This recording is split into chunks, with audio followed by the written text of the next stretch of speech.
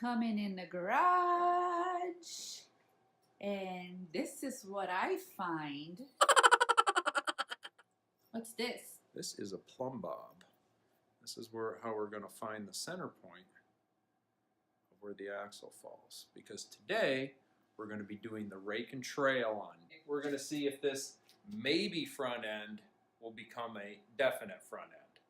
But we have to take a few measurements before we do that, because you can't just put any front end on any motorcycle. Well, you kind of can, but it could very adversely affect the handling characteristics of the bike. It might not even be rideable at that point.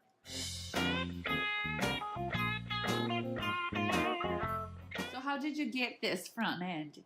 Well, there is a small engine shop in the next town over. Guy works on four-wheelers, motorcycles, lawnmowers, pretty much anything like that. And he's helped me out in the past when I was working on the DR350. He had just the carb jet I needed, just sitting right in a jar on his shelf. And I stopped to see what he had. And he went upstairs in his loft and pulled this out. Told me to take it home, check it out, see if it was going to work. If it did, then I could come back and pay him when it did. If it didn't, I'll just take it back. Okay, the reason rake and trailer is important is it affects the overall handling characteristics of the bike.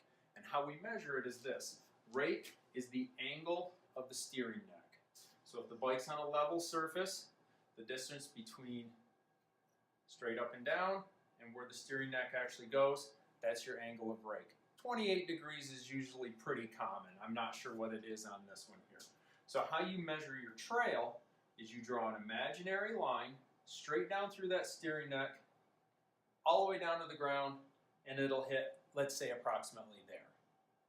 And then you want to go a line straight down from the center of your axle and see where that line matches. And that number, the difference, is your trail. So what we're going to do is we're going to take some measurements with this front end on it.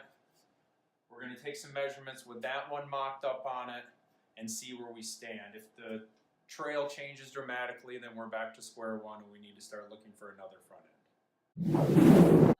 Because I'm going to drop a plumb line straight down from the center of the axle. Okay? To where that hits on the paper. And then we're going to draw a line. Then we'll remove the front end, and then we'll do a similar thing. Straight line down, see where it matches on the paper, and about there. Draw a line.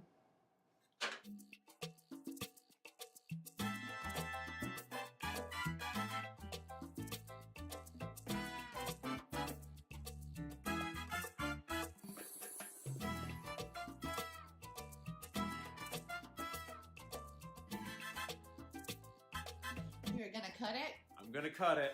It's gonna hurt. It's gonna hurt me right here, but I've already looked it up, and if we do need to find exact replacements, they are available. So, here it goes. Oh man, we might have to saw them. I don't think that's gonna cut through. We're gonna have to bug them.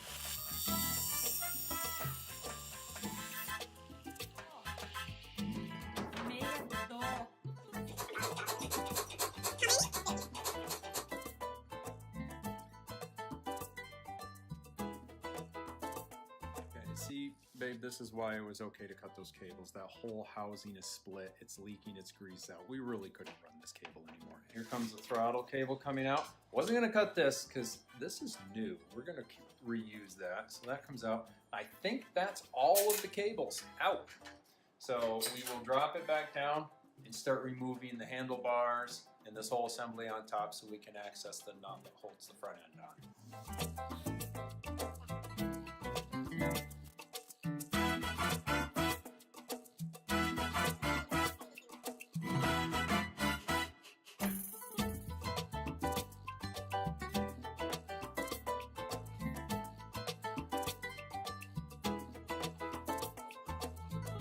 Got it. 50 years that thing's, how many? 50, 60, 54 years that bolt's been on there. It kind of got attached to its position. But Now we got it.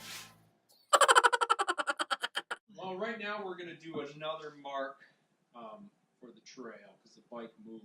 So we put some tape around the back, put some marks on it so we know the bike stays in the same position. So I am just going to have you hold this perfectly straight, and I'm going to draw a new line.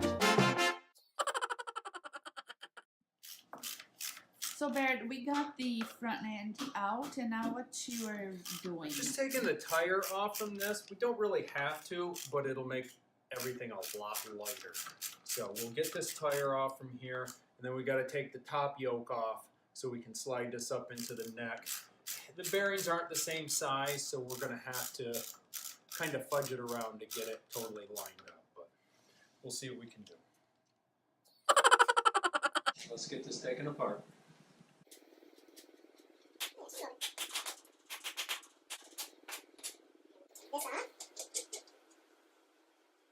Now we should be able to slide this right up inside the steering stem here.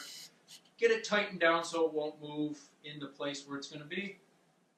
We'll see where the trail lines up on in reference to the old one. So here is your piece, madame. Thank you, sir.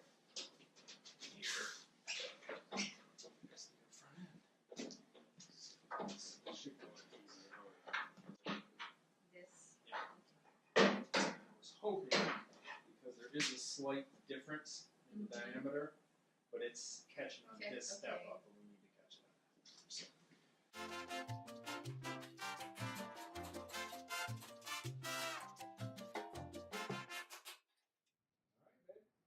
Got it out. Okay. All done. Coming. All right. Take 3. Got my.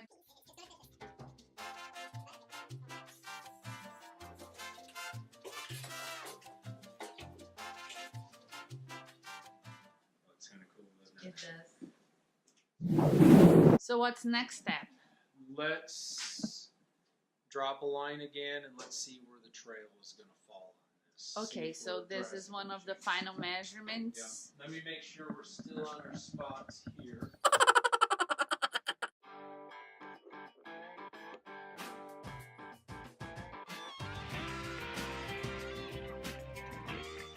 So what I did was loosen the bottom clamp, slid this tube up about 1 inch to 1.5 inches, probably closer to 1.5 inches, because I had already figured out that as it was set up, it was going to be a little bit too tall. Even though with the new suspension in the back, I'm hoping to gain about 1 inch, we were still going to have to move it down.